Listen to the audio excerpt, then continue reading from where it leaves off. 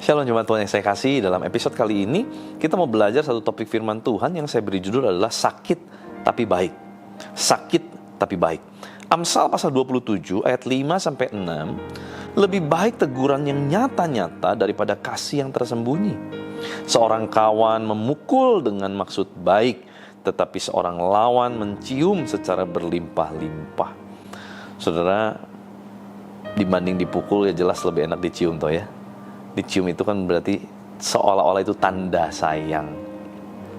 Tapi justru kitab Amsal mengajar kita hari ini, seorang kawan memukul dengan maksud baik, artinya kalaupun dipukul tujuannya bukan untuk membinasakan, tetapi seorang lawan mencium secara berlimpah-limpah, artinya hati-hati dengan orang yang mungkin manis mulut, yang suka muji-muji, tapi sebetulnya dia adalah musuh dalam selimut, yang nunggu kapan dia bisa terkam kita, nunggu kapan kita punya celah, dia akan bikin kita jatuh, hancur, berantakan. Hati-hati saudara ya. Nah, memang saudara gak enak ditegur. Namanya ditegur gak enak, apalagi di depan banyak orang, lebih gak enak lagi. Merasa dipermalukan. Tapi saudara,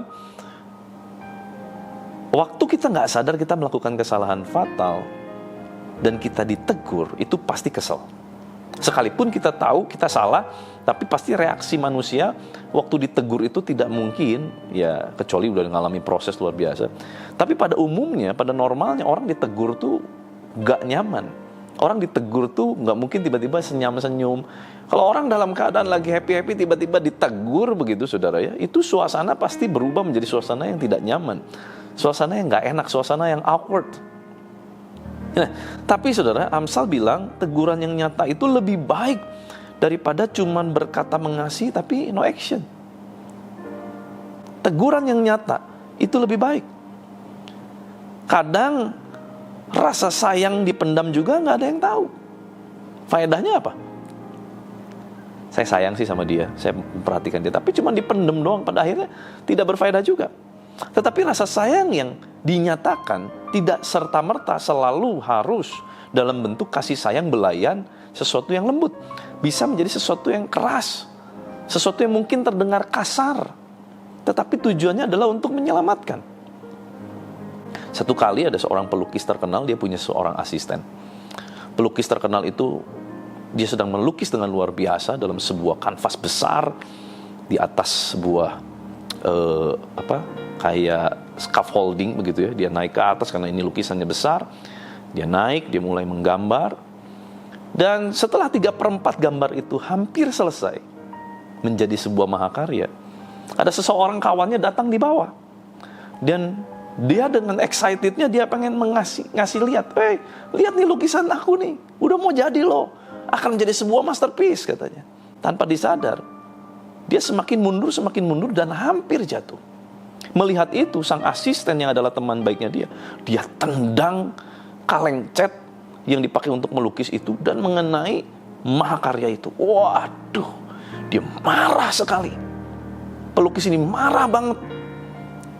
Dia caci maki sahabatnya, dia marah sekali.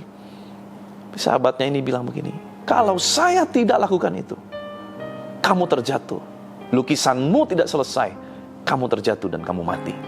Dia lihat, dia sudah ada di ujung. Terkadang memang teguran gak nyaman, gak enak. Tetapi teguran itu adalah baik kalau memang itu adalah teguran sayang dari seorang sahabat. Saudara, kalau ada di antara kita mungkin ya gak enak sama sahabat kita karena kita ditegur, yuk waktu denger ini mungkin kita beres-beres hati ya. Kalau perlu kita datang, kita minta maaf, kita tahu bahwa maksud sahabat kita itu baik. Maksud sahabat kita ini adalah jangan sampai kita jatuh, jangan sampai kita rusak, jangan sampai kita terjerumus. Mungkin caranya gak nyaman, tetapi maksudnya baik. Sebaliknya mungkin kita, saya lebih cocok sama si B. Kenapa? Si B gak pernah tegur-tegur saya. Padahal mungkin si B adalah musuh dalam selimut yang sedang mengintai kejatuhan Anda. Wow. Satu kali saya punya pengalaman saudara, saya harus terpaksa memukul, ya, bukan mukul benar, maksudnya memukul dengan kalimat pedas. kepada seorang kawan untuk menyadarkannya. Dan memang itu nggak nyaman buat saya, karena menegur itu tidak populer. Seorang sahabat yang berani menegur sahabatnya tentu harus siap-siap untuk menjadi sahabat yang tidak populer, sahabat yang akan ditinggalkan, sahabat yang akan dimusuhi. Tetapi saya punya maksud dan saya tahu di dalam hati saya dengan yakin bahwa saya tidak mau dia sampai jatuh dan rusak. Itu menyelamatkan dia dari banyak masalah. Tetapi hubungannya memang jadi kurang baik sampai beberapa saat. Tidak populer.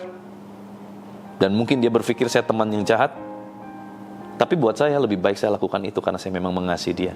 Daripada cuma bilang saya mengasihi kamu, tetapi saya tidak pernah melakukan sebuah tindakan nyata dari kasih itu, yaitu menyelamatkan seseorang dari kejatuhan. Ada sebuah quotes yang beberapa waktu lalu menjadi perenungan buat saya. Mari renungkan kalimat ini. Jangan bilang teman kalau tidak menjadi teman. Jangan bilang sahabat kalau tidak menjadi sahabat. Jangan bilang keluarga kalau tidak bisa memperlakukan seperti keluarga. Mari renungkan kalimat ini. Mungkin kita bilang, ya dia teman baik saya. Apakah betul kita seorang teman yang baik buat dia? Oh, dia keluarga saya. Apakah betul? Atau mungkin ini, dia udah seperti keluarga saya. Apakah betul kita betul-betul memperlakukan dia seperti keluarga? Oh, dia sudah seperti orang tua saya. Apakah betul kita betul-betul memperlakukan orang itu seperti orang tua kita?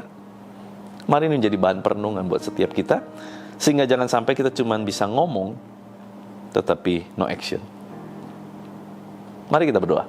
Tuhan, terima kasih buat firman-Mu, mengajar, menegur, membukakan sebuah pewahyuan, mengingatkan kami kembali Tuhan, untuk kami memilih menjadi sahabat-sahabat yang baik, sekalipun mungkin kami tidak populer, sekalipun mungkin disalahartikan. Tetapi Tuhan, Kau lihat jauh ke dalam lubuk hati manusia, Kau lihat juga ke dalam lubuk hati kami, bahwa tidak ada maksud jahat dari kami untuk sahabat-sahabat kami. Tuhan, berikan anak-anak-Mu lingkungan yang baik, lingkungan yang bisa mendukung mereka, semakin hari menjadi semakin intim dengan Tuhan, dewasa rohani, matanya tertuju pada Tuhan. Berkati seluruh aktivitas anak-anak-Mu Tuhan sepanjang hari ini, dan apapun yang mereka kerjakan, Tuhan buat berhasil. Tuhan lindungi mereka dari segala mara bahaya, dari segala sakit penyakit, dan perlindungan tangan kasih-Mu menyertai sempurna. Di dalam nama Tuhan Yesus Kristus, haleluya. Sama-sama kita katakan, amin. Tuhan Yesus memberkati.